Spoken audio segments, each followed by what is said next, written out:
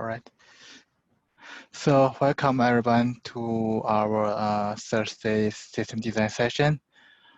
Today's topic is the design an object storage system. And I have I will put the CoderPad link and the whiteboard in our chat. So everybody can see from here. And like before, I would like call for any volunteer who want to try our today's design, which is object storage. Anybody want to try this out? So one thing I was thinking, just when I was thinking about object storage, you remember we have discussed this distributed file storage, right?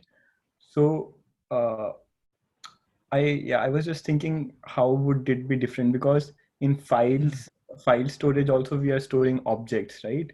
Our Yeah. data is in the form of object and we are storing it in distributed way. And so here also we are just storing those objects distributed on multiple machines. So any ideas like how is it different from file storage, distributed file storage? Yeah, maybe there's no big difference. Yeah, I think, yeah, maybe similar, but yeah, but we can still try this out. I don't.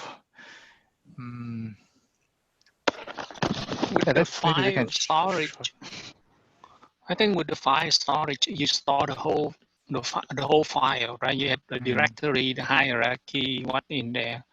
But with the object distributed, like I think they give you the URL, where you can get it. You don't see not sure if you see the whole folder and hierarchy.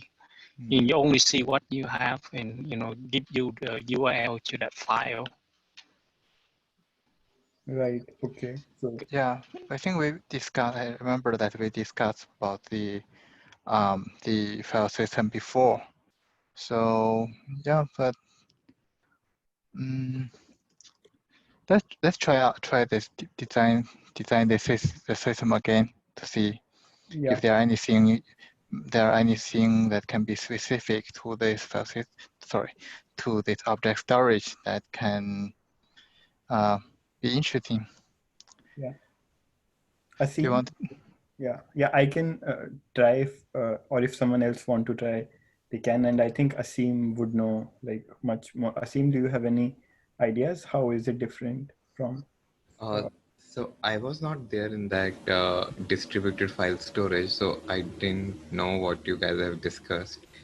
But here, I think what is trying to have the requirement like how we do, what is it, Azure blob storage or S3, where user can have buckets, folders, files, and it could be multi-region and other things. It looks like it is a close match to distributed file system, but I couldn't think of any example of distributed file system. Well, maybe we can it try could be like a Google Drive, could be distributed file system, and S3 is not. Yeah. HDFS is like, and Google file system, I think they are very famous. Yeah, there's specifically for example, the Google file system is working with a lot of Google things like the big table, and also some other services like require to store big chunk of data. Yeah, and for object storage, I don't think that they may be, I don't know. Yeah, but I think we can try it out and see anything come out. Yeah. Okay, I have done one of the design session before, and a team has also done. Is there anyone else who wants to try it? Or Ajay, Leon, Shreya, do you want to try?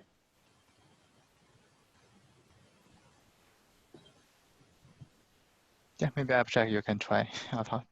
Okay. Okay. Then I'll try.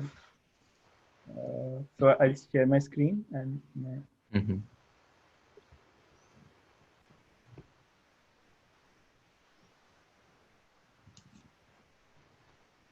Oh, can you use the whiteboard in the chat so everybody can see and write something there? Yeah.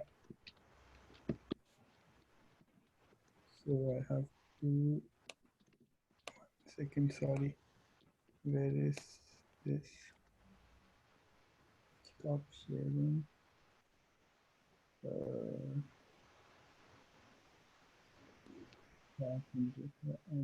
Chat window. Code. Okay. It is in the Zoom chat also. Yeah. But with that, if you can share your screen, that will be easy. Yeah. I'll share my screen also.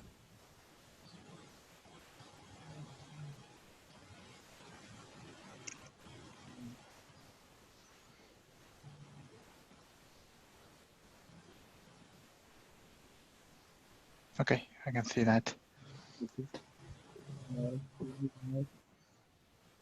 are building a object distributed object store, right? If you want to write some text, you can use the coder pad. Oh, okay. Yeah, makes sense.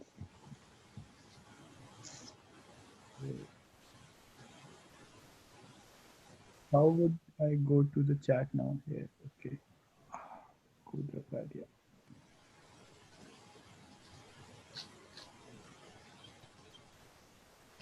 So by distributed object store, we mean that we just have bytes and we want to store those bytes. The information is in the form of bytes.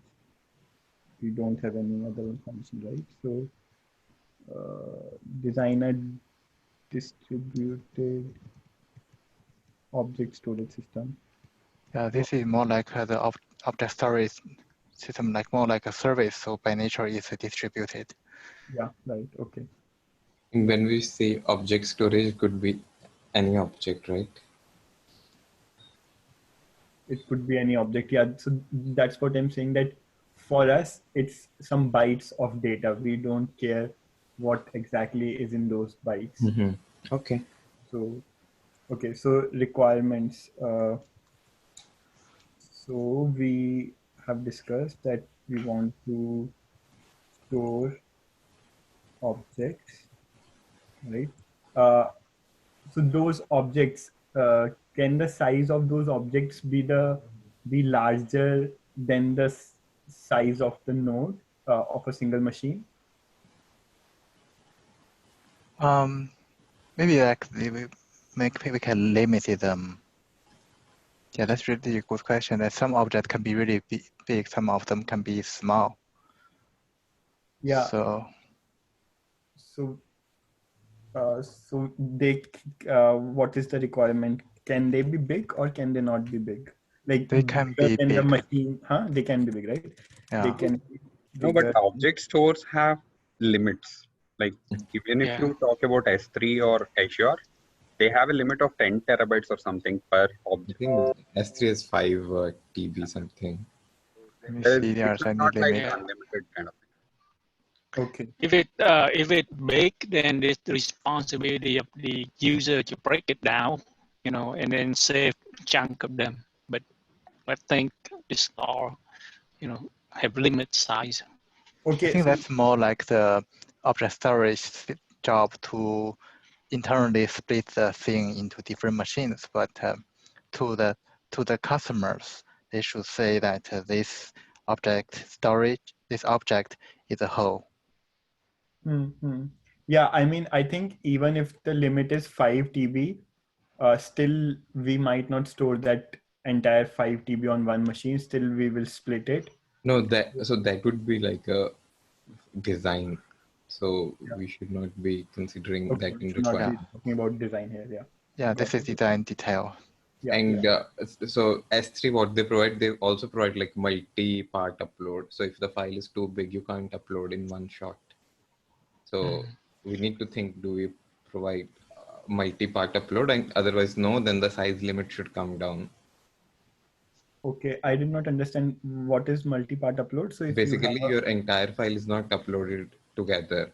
So the API provides a functionality that you can chunk it out in some way, that you upload the parts, not the entire file. Like, do you see like 5 TB file uploading in one shot could not happen. So there is something like multi-part upload. okay. Yeah, and the one interesting thing about multi-part upload is that during the uploading, that object is not visible to the customer until we commit this upload, that we upload the last part. Let's say this our job is done, and then the object is available. It's visible to other services. So in multi-part upload, and how do we tell the system that like how to split if I have a 1 TB file and if I am uploading in multiple parts? So how will I say, like, what will I do? I do not understand. How will I split it? Will I split it or? There is some API. There will be a couple of API to say that we upload the first part. Let's say that the name of the object and the initial chunk. And then we have several API calls. Each API call will say that we are uploading this file and here's the data. So like we have 1 gigabyte of data. We upload each time we upload 100 megabytes of data. And at the very end, we say that upload the last piece, and then it's done. Okay, got it. So you are specifying the size and everything and offset, and then, okay. There's actually no offset because it's always from the end. So it's always append. Okay. Let me see if I can find the detail here. Okay. But the break, the multi-part is performed on the user side, right? The user on the user side gonna break it and load one chunk at a time. Yeah. Is that how it work? This is work. Here's some multiple APIs. I just get from OCI. I can put it into the chat. Or you can paste it here. Yeah. Here's some API you can see from the chat that what are they? Actually, they are a board also. Okay, commit, create multiple part upload list. Who issue those commands? The user? Yeah, user. Okay. So the user need to individually execute those commands and when. Yeah, that's right. Let me give you a link. Here's the link. Okay. So are we planning to support this in our design, or? I think this is a very important thing we need to support. Yeah. If we are targeting 5 TB, I think yes. If we have an agreement with the interviewer, hey, we are not doing 5 TB, we are doing just like 1 GB, then I think not needed. Okay, so what do you guys think we should try out in this? I think we should put that as a requirement, and then let's see. Okay. Yeah, but I then agree. The goal is like we all should be aware about this, whether we do it or not. In an interview, it's like a bonus point if we know about multi-part upload. Yeah, got it. Okay. So this is multi-part upload. Okay, let's go next. Then So how long the files? How long we want to store the file, right? When it expire? Or we want to keep them unlimited? So that is a custom custom user setting to tell how long the retention period is. but I think that could be a V2 feature for me. Okay. So retention, yeah. I mean, for retention, yeah, we would need to write some job which will Yeah. look at all those files, and if they are after that retention period, it will delete it. So Yes, but I don't think there is like a core core functionality for function. this. Yeah, that could be a plus. So unique URL or ID generation. So each URL. blob But should have a URL. Abhishek, you can still put that, like you can, I think you can come down and put like V2s, and Retention or here time. only you can, if you want, you can put V2. Yeah. V2. Multi-part upload. Also, we were thinking V2, right? I think that should be V1. V1. Okay. Mm. Yeah. And do we allow them to modify it? No. Append only, or we create a new one? No, so this is not a Google Drive where you upload a document and modify it. Either you download and upload, and that's it. But yes, there could be like revisions. So we can upload and Have revisions. download, and revisions means update. Okay. So Yeah, revision basically, means update. Yeah. if you upload same file multiple times, it will tell you like what are the revisions you have. Okay, got it. So we are revision. showing the history of Unless you modified it, the file, then No, otherwise you don't need the revision, right? no, it doesn't matter here, because this is not a Google Drive thing we are doing. This is like you uploaded a file, you upload another file, it will show you like yesterday you uploaded this file, today you uploaded this file. Difference is there or not doesn't matter.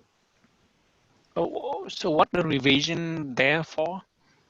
Revision is as good as okay, let's not call it revisions, my bad. Let's call it version. So, Asim, I think what we are saying here is, let's say I have a file with the same name, F1. If I'm uploading it today, it is version 1. First time, if I again upload the same file with some different data, it will be version 2, right? And again, you can go back and download version 1. Version 1. So like there could be different model. One is that my system supports only latest version. Whenever you are uploading a file with the same name, it will either give you a message that I'm going to overwrite it and you will have always one version. But here we are saying we want to support multiple versions. Yeah, User but can I will say have it as a V2. Okay, so we will have it as this is not, I never use this file, but I find some document about this. Wait, so we allow the user to name the object. Yeah. What if there's a collision there? If you fail. How do we verify that the name is unique, or it's going to be under the user account? Yeah, we have the namespace. Like we have we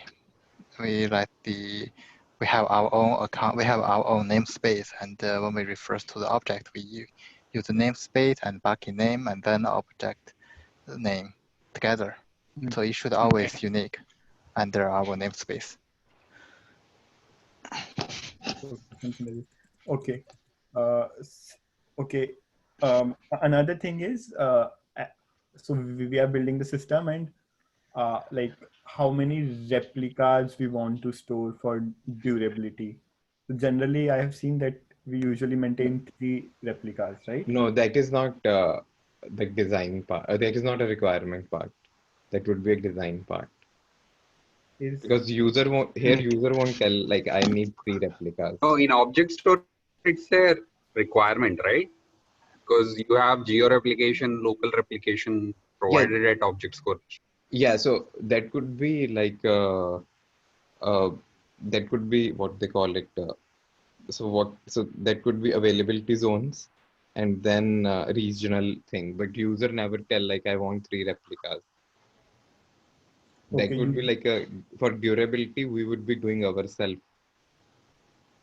Yeah, I mean, not about application replication. I mean, no, I think Abhishek question was like how much replication we want. Yeah, my question was that, right? But you are saying that is not requirement. Okay. No, isn't it in a requirement in such a way that my, like, I am building this system, right? I'm I'm I'm not only seeing it from the user's perspective, but I'm also building the system. So whatever will be the requirements to build a system, won't I mention it here so that uh, like, because someone can say that I need only two replicas are fine, but someone might say that I will No, build again, this more is durable like system. design. I think, Abhishek, you can design in that way, like up to I you. think You that's can have five. optional. Yeah, Okay. Okay. but Yeah, this is a requirement. It's not. It's, yeah, I think this is a requirement only, the customer requirement, right? I think that maybe we have enough requirement. We can move on, no, so I we can think somebody complete it. mentioned, Otherwise, it's gonna be delayed. but somebody mentioned a really good point about Availability. this regionalized availability zone and regionalized data. Okay. So this is V1 or V2? Uh, Maybe that's 2v2. V2. yeah, let's have V2 for now. Okay. We'll say that we are only supporting this Washington state. That's it. Washington. Okay. So there is one more, which is you have address space, right? Like you will generate addresses or URLs per object. Mm-hmm. That Okay. will be a requirement because in order to access the object, you need URL, and it should be unique. To access object, I think we need Short URL. I think this is Maybe more create like a short URL to get it. Are I, it something like this? So create a URL out of this? there is also another way to generate a URL, like we can let this URL to certain people and for a certain amount of time. Like we can let it be available for 2 days for the other people to download in case they want to download a big chunk of data. Yeah, But there will I be would policies. recommend this can be very easy and it can be a V2 because it's not a very so. not a core feature. But this Okay. reminds me of access policy, like public-private. Oh, yeah, yeah, right. Yeah, I I can mean, think about scenario so like your address generation is one of the key concepts of object store, right? They use a flat address space where they generate addresses and out of which they generate URLs. So that's the core concept of object store. I don't remember if I did like for S3 URL generation. We No, just tell, okay, this is my bucket name because No, by there will be default URL. everything is public in S3. You tell this is my bucket name, this is my folder name. If you In have a Azure in on blob storage, which is it's synonymous to S3. Every object can be accessed through a unique URL. oh, yeah, it's in like OCI, yeah, in OCI also we have such feature even though it's called your pre-authenticated request that it generates a URL and there is something inside the URL say that how long this object is available to the customer. Yeah. so I would say like have that as a V2. so that URL, isn't it like whatever namespace I have been provided plus like bucket and object name? Yeah, So if you specify the namespace bucket object, that is the path that only available to you, only available to the API. But if okay. you generate another URL, that URL can be So available to anybody, but So just for a basically, short you're time. talking about access policies. Someone was talking about that, right? So, and also the second thing that we're talking about is time-based access to the URL. When you say object access through just going to namespace and going to object, you're talking about an already validated system where you are into your portal, going to your own object on your network and accessing it. That's straightforward, but object store is more exposed to internet where any person can access that object through URL. There you can't give all the details of your namespace, buckets, everything, right? They so won't have access to your internal systems. okay, then I think No, probably if you see S3 also, it is like I think S3 dot AWS and then slash bucket name. So in S3, all bucket names should be unique. That's how it works. If it is a public bucket. It can be private too, right?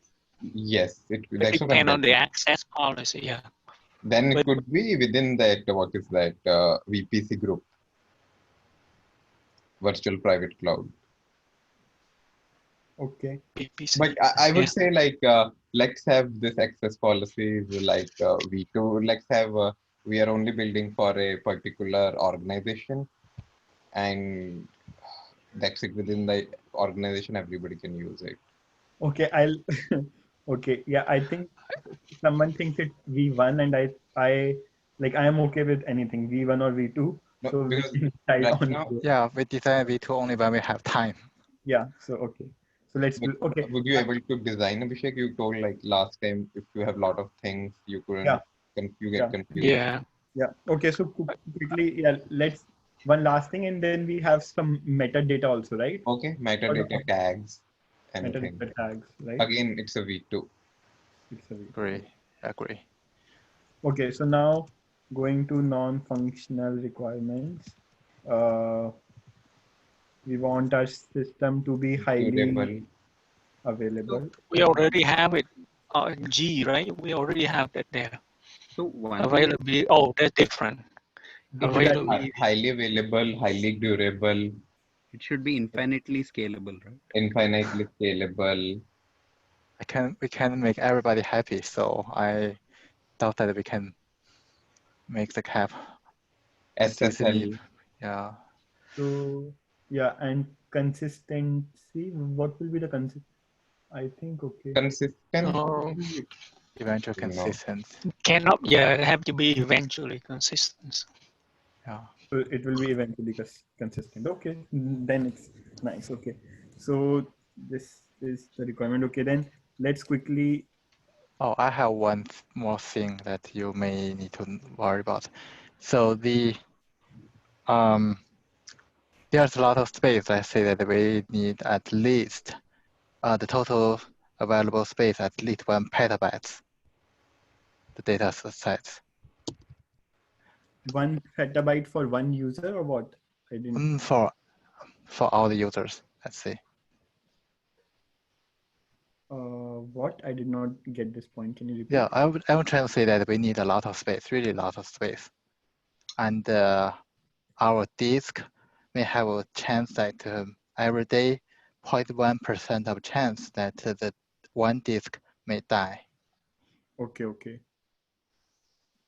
Okay, so basically you want to say that your system should be highly reliable. That means 0.1% chances of disk failure.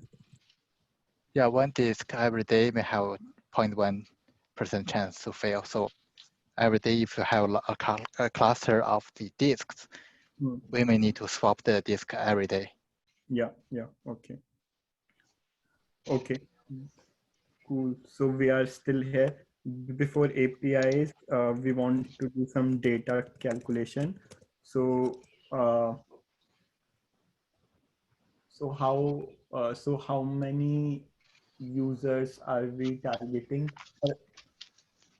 It doesn't matter how many in this case, but let's say that we want the bandwidth of the request to be maybe 20 gigabytes per second, and every day we have 5 terabytes of data I think to here be read. nothing, right? Low latency, I don't think, maybe, yeah. Daily 5 terabytes of data is it read. Okay, one thing so there are a few things here. Latency, are we saying low latency is not important? High latency is fine? yeah, I I was, think latency, I won't care for this system, because even this is not a highly uh, I would say super fast system. If it is little bit slow, also that's fine. And even I think any other system like S3 or Azure, they also not like if you uploading or downloading takes time. Yeah, so remember there's also a special object storage called archive Yeah, that you may first request, and they can be available after 1 day. and So, when you say archive, Depend on who the user is, right? Yeah. Because the user could be the mobile user when they upload the photo or upload video, and in that case we want the low latency. But the user like business user, they upload big chunks of data, then we don't really care about. I mean, the latency is not that important. So okay. let's target to be the latency high. Okay. Okay. Uh, so basically, so with this, we have brought up multiple points. One point is that, so for what kind of customers are we building the system, which was very important point, which I missed. So are we using it for backup requirement as someone mentioned? Are we using it for archive, or are we using it for actual real-time data storage? Do we know that requirement? Because every one of them will have some different kind of requirements and storage needs. Yeah, like the Netflix, they may need it fast enough, just enough is okay. And for the backup, we can use the archive feature, and that can be a V2 for today's session. Okay. And okay, so basically right now we are not using it as a backup system or archive, but we are making it as for general public object store. yeah. So Just like later, yeah, Netflix. just like Netflix. Okay. Okay. Uh, and throughput, like high throughput would be important for the system, right? Because the data size is huge. Like you are transferring mega gigabytes of data. That's right. Whereas, so high throughput would be important. Okay. Uh, so now, so in data calculation, we said that we want to support 20 gigabyte per second, 5 TB of data. Uh, is it per day? Yeah, Per per day. user? Let's say that per day. Per day? Not Per per user? user. That's not possible. User cannot do that. Okay. Yeah, maybe the total user daily they want to read 5 terabytes of data. Total data is this, and like how much infrastructure. Okay, so we would have to calculate. So basically, if we are producing 5 terabytes of data every day, so we would, and so how is our hardware, like a single machine, how much data can a single machine store? I would say that we need a couple of machines deal with the bandwidth and reading the data. No, I'm saying, yeah, how much is the storage and bandwidth of a single machine? Single machine. Yeah, this is more like design detail. And No, it is That calculation, right? How, that like, doesn't matter, right? Because we we could have a machine, big machine or small machine, but as long as we save the data, then that would be fine. okay, yeah, Because we okay, cannot say we have good machine with store a lot of data. okay. So, okay, that is a variable. It depends. Yeah. So Abhishek, looks like your laptop is going to die. Would it support? 9%. Okay, yeah. Okay.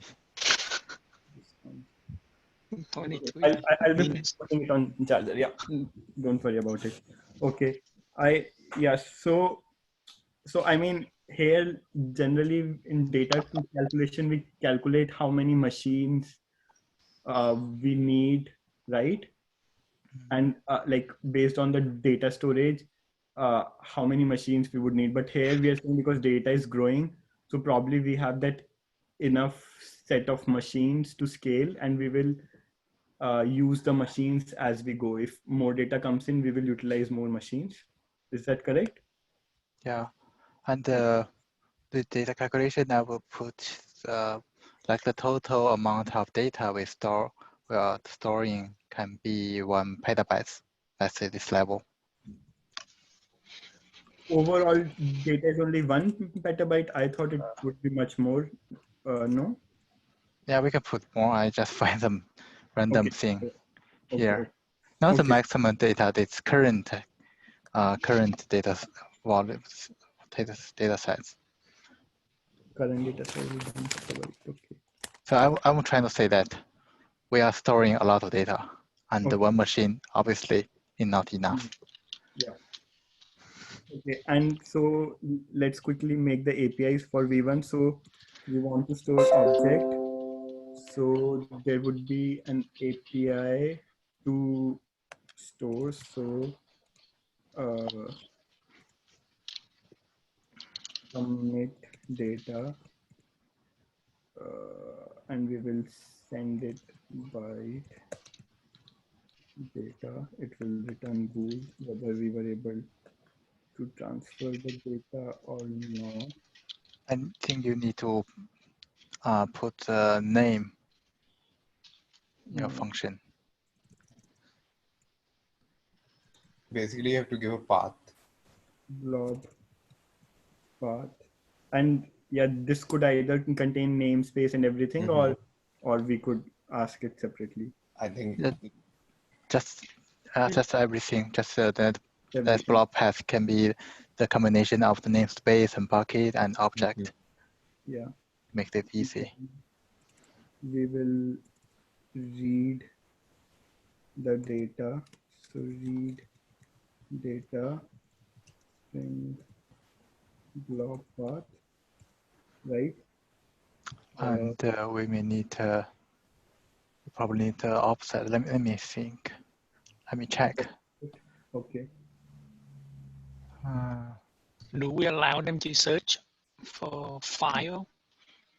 No, that can be very. They can open the file, but they cannot search by the content or anything. Yeah. How do they know how many files they have? You know, what under their bucket, what in the bucket name, what, yeah, we can have, how many, there is like what file in the bucket? list API. But when you mean read data, you mean download data.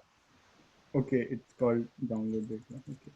And you can have the offset of the data, offset and size. Because like in Netflix, you may not need to read the whole thing, but only part. And offset and I don't think so. We can do it here. We are not supporting multi-chunks. We are telling, okay, upload entire file or download entire file. I think at least in OCI, we can put a range. So that's basically the offset and the size. So if I have an MP3 file, how I can do offset and size? Like it will give me some chunk which would not be usable for me. Yeah. That makes it optional. That is application specific, right? I mean, you only request and you only give that offset if you know where it is and it makes sense to the user. Yeah, I think this offset thing would be used in this multi-part, like if we have something like multi-part download or something where we want to download the entire file, but we are downloading in chunks. So or you only download what you need, because if you download the whole big file, it's gonna be first it's gonna take long, right? Second, you only need part of it. No, but what he mentioned, right? That for you, like half of the bytes is not useful. If a MP3 file, if I take last half of the bytes, if you open it, that file will be not usable. No, but but that is application specific, right? If they're gonna load half of the byte, that's the user, do something wrong. users should know what they do, Okay, right? okay, We shouldn't care about, you know, I, that I half would of the say byte. yeah, that would be stretch if we offset and size. If we're able to do like commit data, download data, that is also good. okay. So yeah, let's keep it V2. Okay. So we want to, and then the third API was this List. version list. List So is an giving a path, it will list all the files in that. okay. So something like list files string path, right? Mm-hmm. Yeah, this is metadata thing. And the item of the list can be a combination of the path and the attribute, like is this a file or is this a directory? Okay, so you can also specify some attributes that you are looking for Oh, file I was trying to say that can be the result, so that you check this directory. So I think Abhishek, you can just put list of metadata. There would be some class metadata which would suffice. Yeah. That's it. Go ahead. Don't spend too much time here. Right. And yeah, this I'm not very sure how we'll do, but this multi-part upload, right? So what will be the multi-part upload API look That like? should be part of your commit data itself, but I'm also trying to see what are the APIs we use. I think we can combine the multi-part and single part together, because single part is a special case of the multi-part. Okay. Okay, so let's keep it the single part, and then we can move to how we can extend this to multiple parts. Okay. Is there anything else I missed? No, keep it simple for now so we can get the whole thing done today. Yeah. Yeah. I'm Okay. looking into the S3 document. There's so many APIs. Yeah, there will be so many features in that. Yeah. Okay. So now let's look at the high level design. So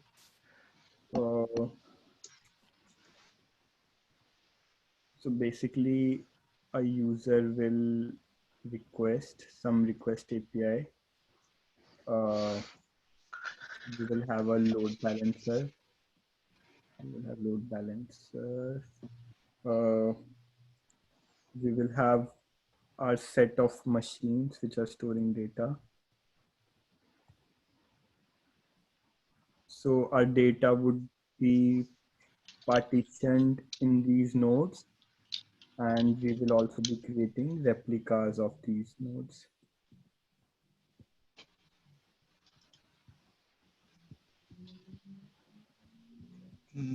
Why?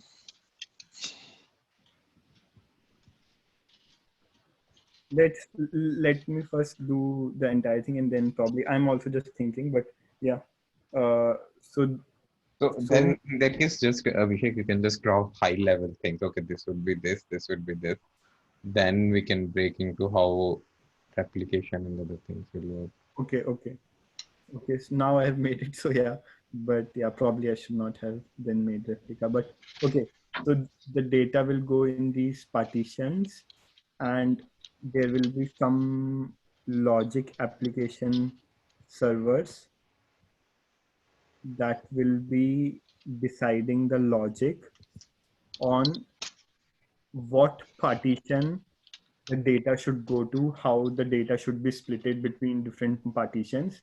And based on that logic, they will get a shard ID, some node ID. And on that node ID, they will do read write request, right? So I'm thinking this will be the overall high level design. So you would have some metadata service, which will.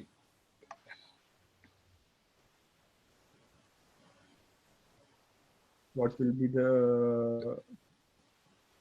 So basically, there will be another component of metadata service, which will record like which folder we have, which services we have, like which folder we have, how something like that. I think. Do you think we need some database to keep track of? That. Okay, right. So this these database are for my objects, but there is another set of database. So these are my objects, but there is another set of database that we need to store metadata, right? Uh-huh. Metadata storage. And so our application server will be talking to this metadata storage and this object storage to finally write or read data, right? Mm-hmm. Okay, yeah. So yes. You want to talk about what's gonna be in that database? Like, high level, like what schema look like if you use the SQL or no SQL? No. It won't be SQL, no SQL. This is not SQL, no SQL at all. Here, you're storing data in the form of bytes. So, see, when No, you're but the metadata is not oh yeah, metadata because you need to. metadata. Yeah, metadata can be a database. Yeah. So metadata would be, I think, a NoSQL database kind of thing, probably because you can your metadata is flexible, right? You don't have a schema on your metadata, so user can specify. It depends on the requirement. Yeah, probably we should have done this in the requirement. If we have some constraints on what the metadata could be, like we have a strict schema, then it would be better to have a SQL database. But if we are providing a flexible metadata system, then no SQL database, right? Doesn't matter. It's just a choice. It looks like nothing will change often. Yeah, that depends on what kind of query you want. Like I think in our case, we need to query this database specific key. Like we want to list what files are under a certain directory. Certain directory, or I think it would serve more purpose. Like it will also keep track of where actually the file went. Oh, For yeah, example, if you split the file into multiple chunks and it went into different, like how you'll know which from where to read that file. Yeah. Yeah, that's I right. was just thinking in that way. I don't know, Abhishek, how you were trying to visualize how we will download a file. Yeah, no, you're right. So yeah, so that is what so this, I was also thinking about, so there are two kind of metadata. One metadata is which is internally known only to my application, and which is I'm using to distribute the data and those shard IDs, right? So that is one metadata which you are talking about. I was thinking of some other metadata, and I think we do not need to worry about it. But I was thinking about, so here we discussed, right, that okay, so metadata tags, this was V2, sorry. Okay, so then we don't need this. I was thinking about if you are adding some metadata content to your file and you want to access through that, but I think, okay, that is not we are doing in V1. So then, so this has the information about where the data is stored. So this could be a kind of a SQL database where we are storing that. So for each file ID, what are the partitions that file is splitted in, right? So file ID, partitions, and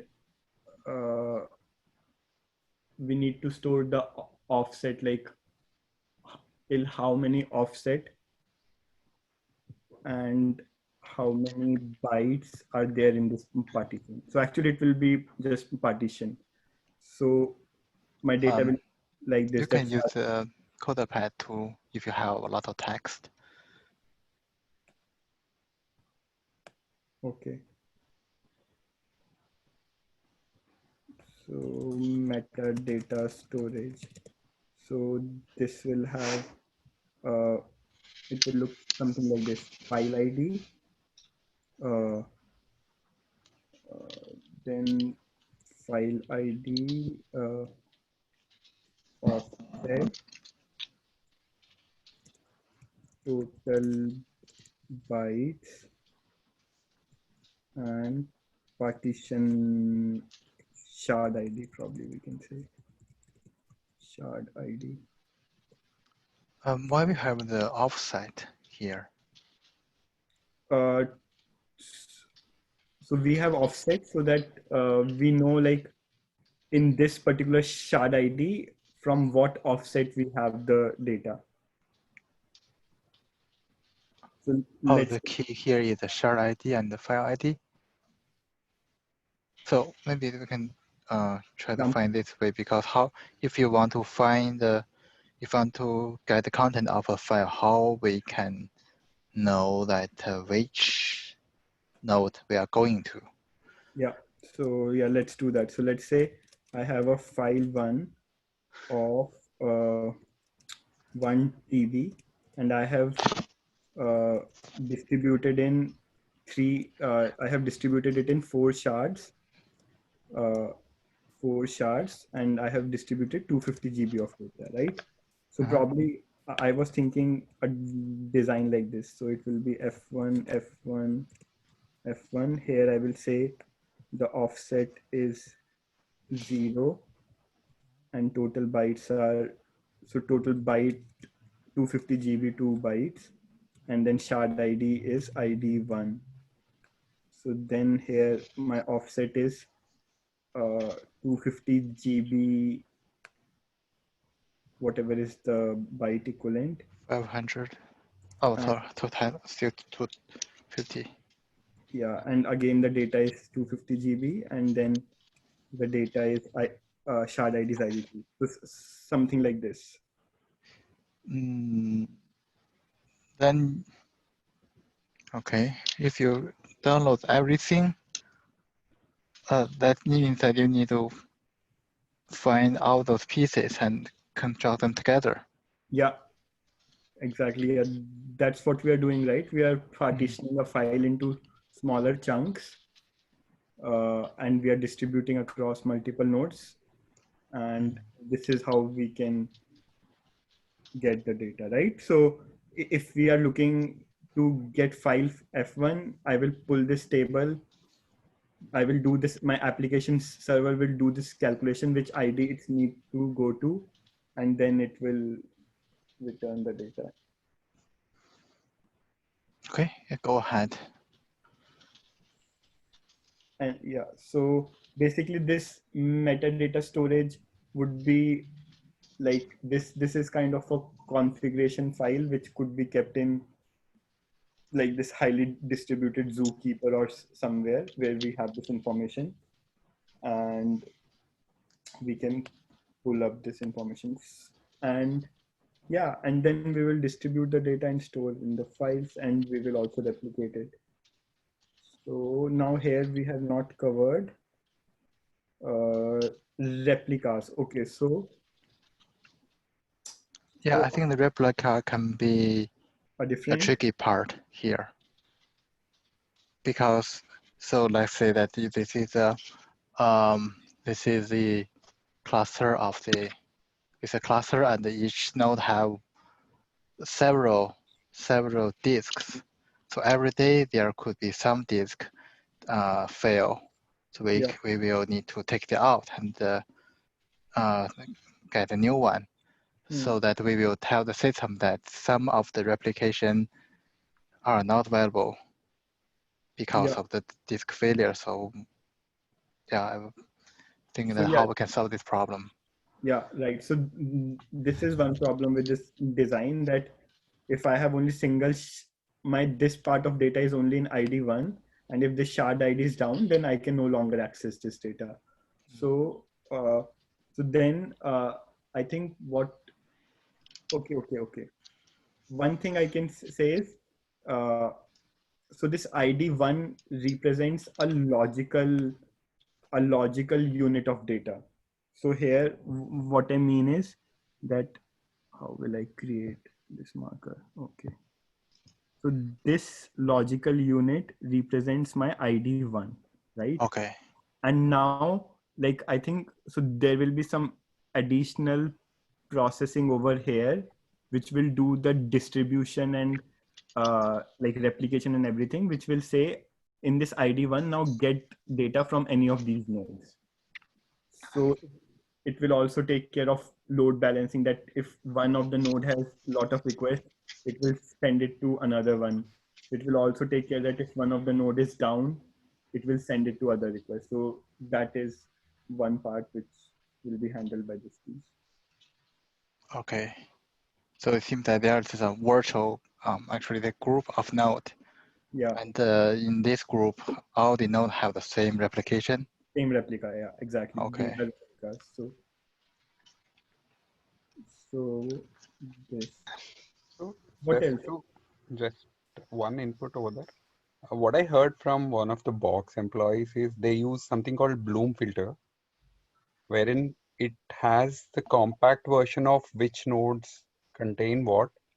I mean, whether a node contains a particular hash or not, or whether a node is up or not.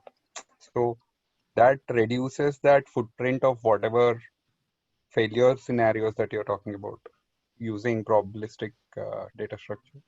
Just as Yeah, I an heard that Bloom filter that can tell certainly that if a it hash exists can't in some, certainly say that, but when it says no, it is a no. But when it says yes, it may probably contain or yes. may Yeah. not. Yeah. So So I think, yeah, so Bloom filter is, if it is saying no, then definitely it's no.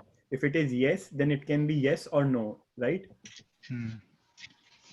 So, So but I in think, large scale storage systems, if you're talking about an offset containing values, they go by Bloom filters on top of it. but I don't understand why will we need a Bloom filter over here. So in our database, like I can easily index my So file database. storage works as a large system of data, right? So if you want to go through every offset through a database, I I don't think that will be very scalable. You might have very small objects of huge volume onto the file system, right? So at a point, your scaling would halt. I mean, you will hit the roofs. Whereas Bloom filters are more optimized, like your petabytes of data, your Bloom filter will hardly be like what 140 MB or something. That's what I heard.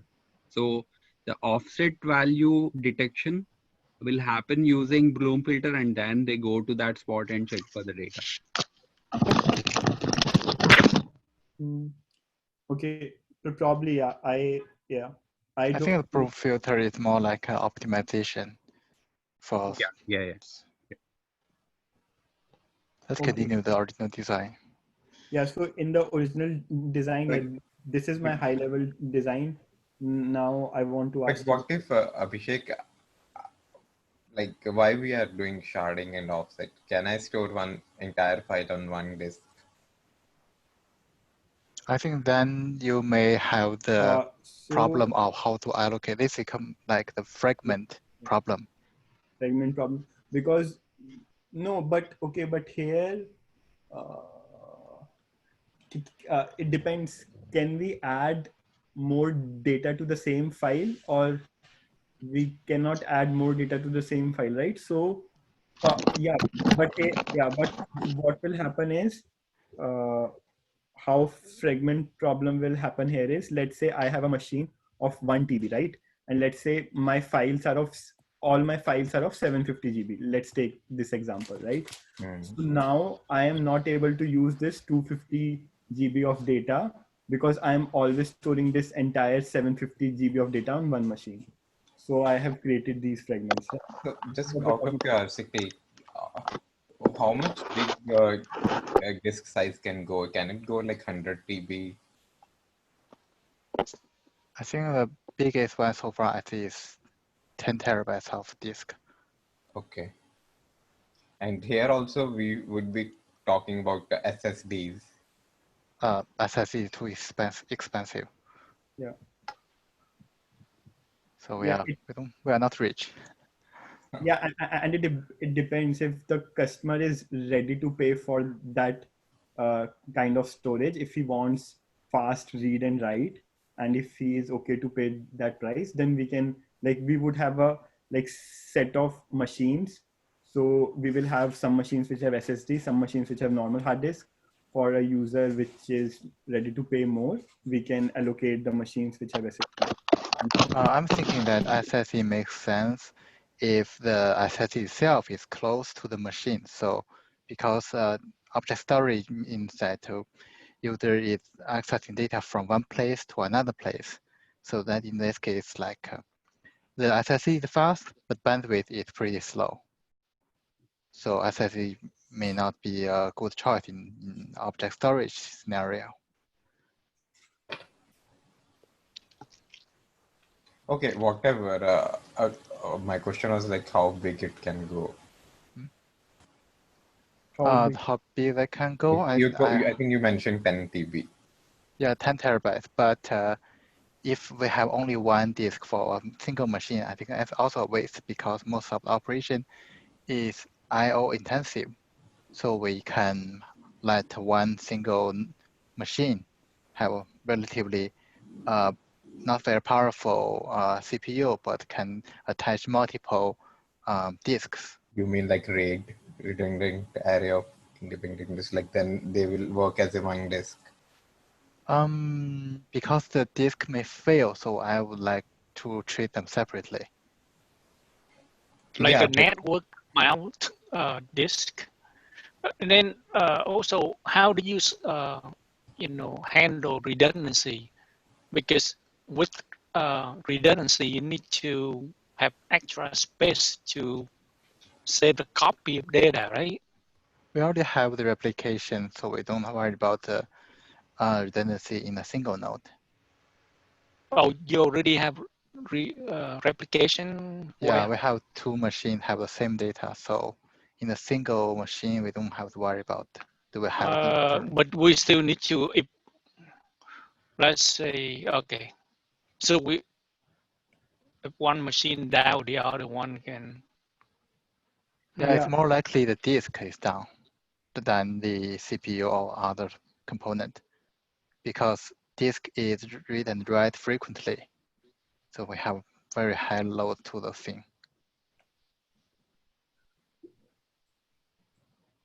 Yeah. So let's say you do the sharding, right? And then the writer go into that sharding, but that sharding is too busy right now. They cannot handle extra workload. Then what you gonna do? So yeah, that's what I said. So for application server, this three blocks, this three replicas of the same data is a logical unit. So it will say to this part that I want to write this data to the logical unit, which is ID1. Now this component, which is also a logical application server, it will take care of seeing that out of these three replicas, where it should copy first and then asynchronously or synchronously copy the data to other nodes. And if it is a read request, then how to load balance and get the data out of any of those available nodes. Yeah, I think in this case, we can treat it like a Kafka's style, like we have one node to be the lead, and it handles the write only, and the other node can handle the read. Reads, yeah. So that and is. Wouldn't that have a single point of failure? Then there's no single point. If one lead fails, another node will pick up other lead. Yeah. With the help of the zookeeper. It is that replication topic which we discussed. So that is entire different topic that we can have different in replication. Also, we can have different type of replication. Leader, we can also have leaderless kind of replication. So yeah, or we can have leader follower replication.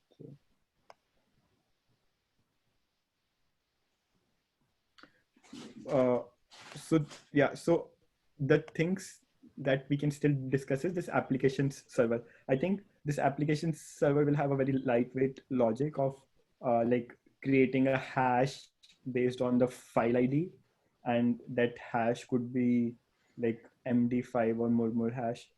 And based on the hash, it will calculate what shard ID it needs to store the data. and then it will store the data there, and then same whenever it is retrieving, it will use the same hash. So no, when it is retrieving, then it's fine. Then it can use in this metadata storage to look that where the data was stored. So then, okay, then we don't need hashing. I We think we need at least some consistent hash to distribute the file into different node. And then the same problem can come back again, which Abhishek mentioned, like, hey, I have 10 TB, and let's say you split into 100 MB or whatever. We need to see like if there is enough. Oh, I see. There's a lot of data. Oh yeah, that's a good point. Yeah. So then still, okay, the hashing will not work because whatever hash has been calculated, we might not have space in that. Okay, so We need some better way of finding like can I store this chunk data there? But yeah. Normally you just like save it there, and then maybe half the half the way you like say okay, not enough space, and you notify the user, right? If we say that Or are outside, you we don't. gonna find ahead like how much space is still available to the user, and then That's a service limit. save it? No, I think that's a separate topic. That if the user reach the limit for their account, so we can say that this is a 400 level error that you don't have much space to subscript. But if internally that the system don't have enough space, like in a certain group, then this is 500 level of issue that is internal thing that we can handle your request. That's a bigger issue. Yeah. So here to solve Well, this. I thought we always save it to one of the leader, right? And I see. Yeah, so So that's does the leader know like the follower have enough space or no?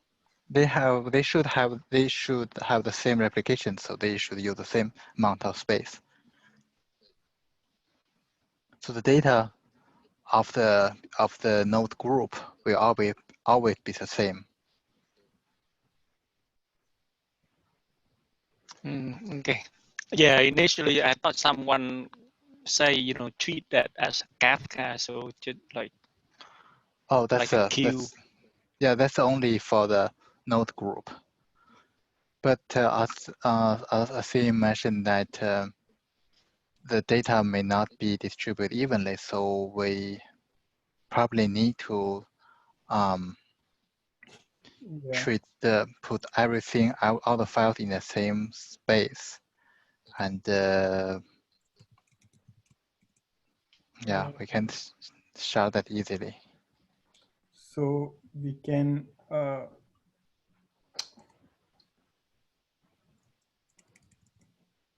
so like I'm thinking like we will have some other like one more component which will be monitoring our storage, our entire storage service.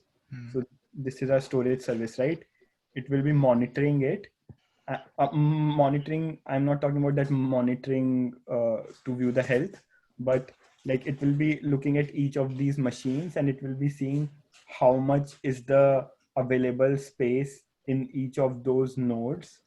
And so it will have that information. So it will have that storage information that this shard ID has this much available space. And now when a request comes to store the data, we will see that what shard ID we can fit in most optimally that storage based on the available space. And then we will assign that shard ID and store it in our metadata storage table. So this is what will happen during the write, and during the read request, we will just go to the metadata to find that shard ID. Yeah, it seems that we need a lookup table to find if we that. want to write where we can write. Yeah, so we will have that lookup table which will be monitored. So yeah, so then yeah. I think we cannot use hashing here. So that was one part. What else? Should we go back to the requirements and see if we have missed something, or is there anything else over Yeah, here? I think one Do thing we that do we allow them to delete the file, the user to delete the file? I don't think it's in the requirement, right? But we it should need be a feature. allowed. Uh, uh, if we need to delete, I think it should not be a problem in the lookup. We will look up that shard ID. We will delete the data and we will update in this.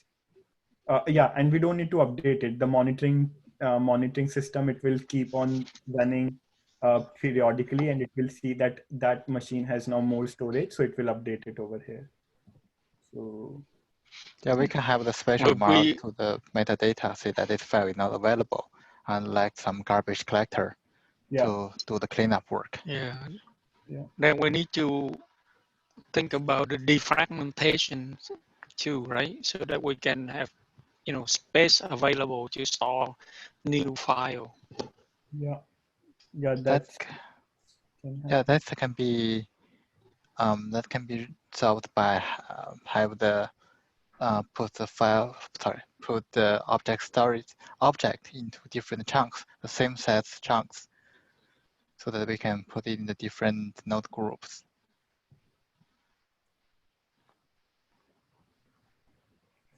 Like Yeah. we can keep 100 megabytes of the chunk.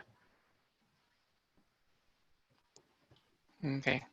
So let's talk about the, one more thing about API, because the file is big, right? So probably when they request to read the file, what happened? They have to give us the directory where the response gonna save, or they're gonna be like a synchronous call. Yeah. Do Uh, they, what they need to how do they get a big file? Do they get it chunk by chunk, or do they get it back like, in sequence 1, 2, 3, or that can be, out of order, and then, can stitch them together? I think this can be done by passing the optional parameter of the range, so that if we don't have the range passed, we just download everything. So the internal system will go through the metadata, put every shard node piece by piece, return to the caller, and we can Yeah, but also that will take time, right? That will take time. Then how do we know? How do the user know, like, when it's complete? when the And API call is done. When the API call is done, is complete. It's done, but that's asynchronous because it takes time to go to multiple partition and download. Yeah, that is not a very efficient way. If the file is not efficient, is not a good word. But anyway, that call may take time, and people may not need to download the whole thing. So that's why we can have an optional argument of the range to say that we only need certain range of data, and the system can check the table to see that if this we want to the first 250 gigabytes, and we can go to the table and only get that part of data and return to the user.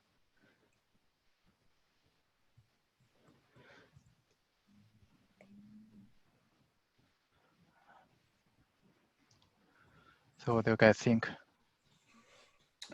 So one thing I was doing is like to support this design of list files, I also need to store the path of the files in my metadata storage table. And then if I have to list those file or metadata, I can just look at this table and see what are the file IDs, and there, so probably there will be another thing called metadata, right? So what I'm thinking that we do not really need a table or something like this. Let me write something here. Yeah. So maybe we can have the file path, and we can have, we don't really need a ID, but I think we need something like sequence. Sequence is simply some JSON file, or maybe something anything. That's something really that we can have, say, like namespace and bucket and object storage, and then the next column could be something like it's an array, like the, what do you say that, the chunk. Yeah, this is a sequence of chunks. So the first part can be the don't really need a chunk. We just need a shard ID. So the ID is 3, ID is 9, so ID is 2, and we can set here the chunk size is fixed, like this is this is 100 megabytes, whatever megabytes or gigabytes, and we only need the total size here.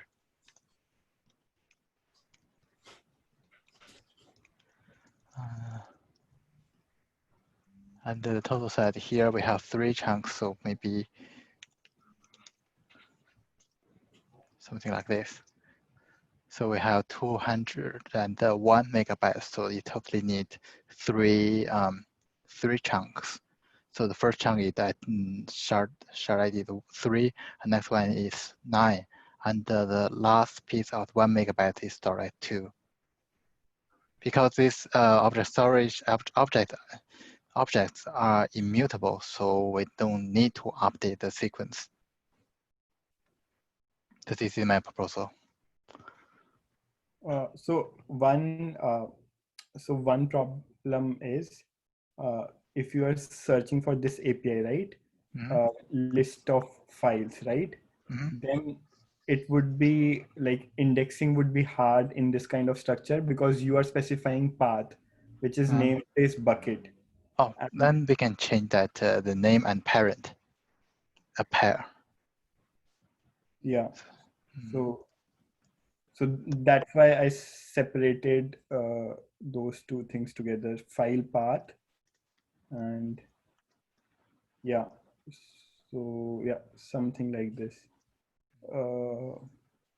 The other thing, I think Another thing I want to say that if the people want to make this flexible, like some people say that we want only 3 replicas, and some people want to say that we need 5 replicas.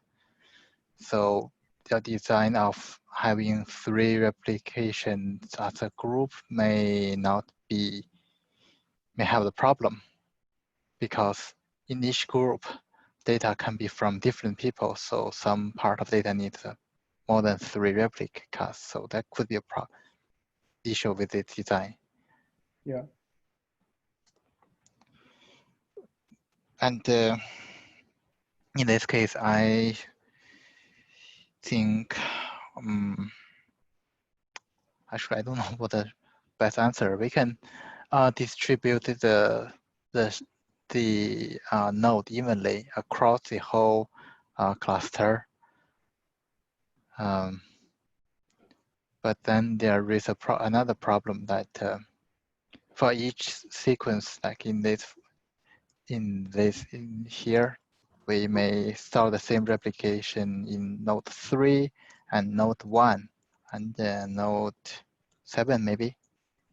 And same thing, I can't refine any new numbers, maybe here and something like this. So one input I have here.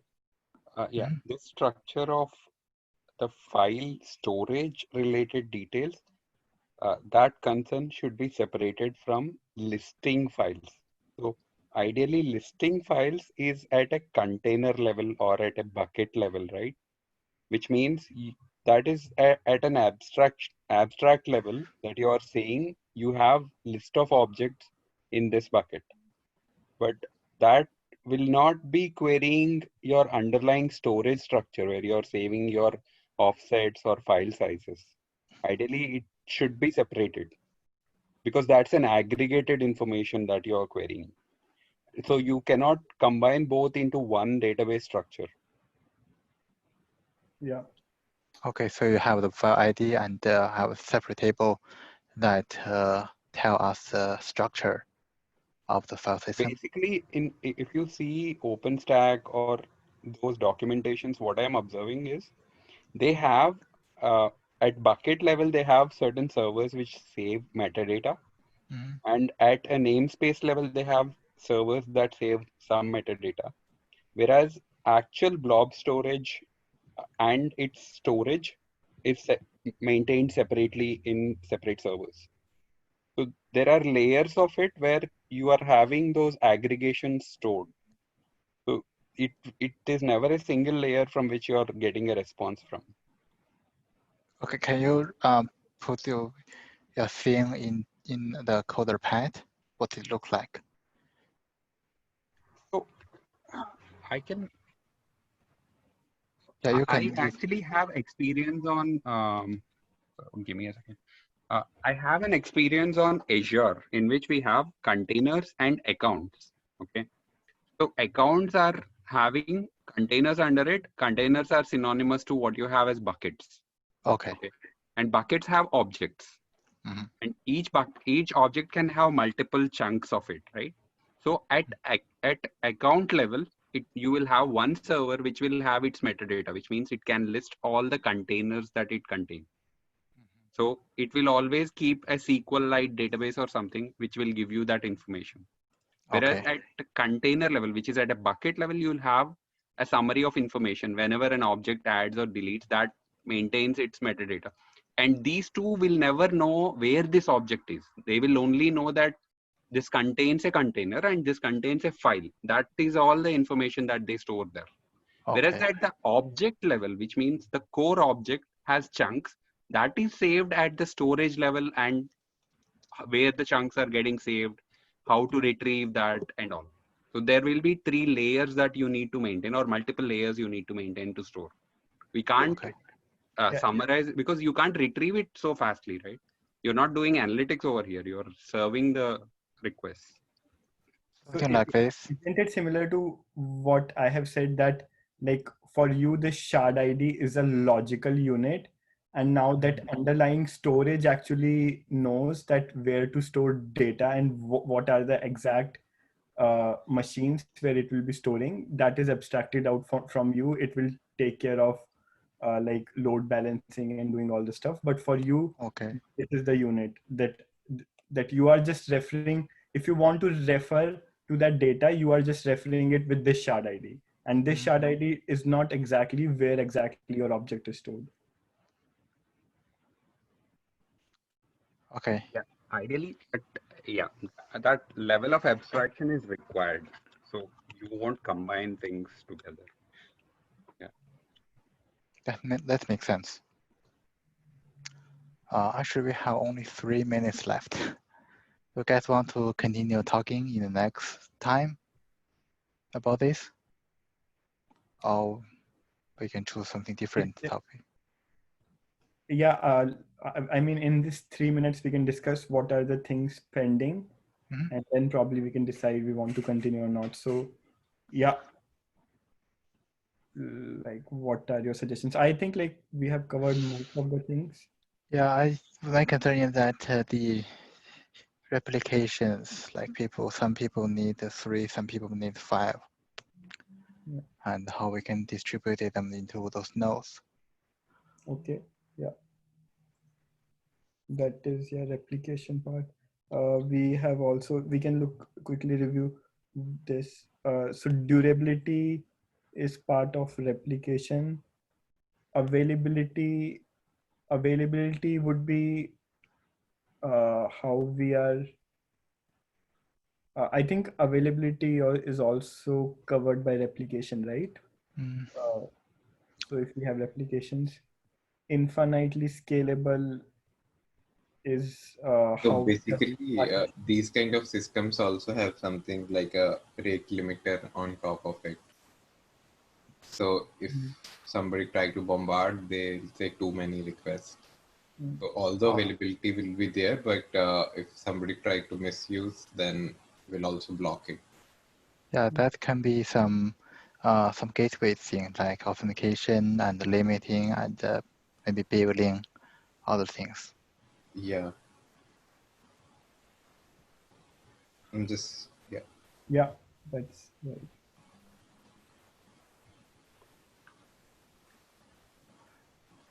Yeah, I think that's it. We can. So I think there are things which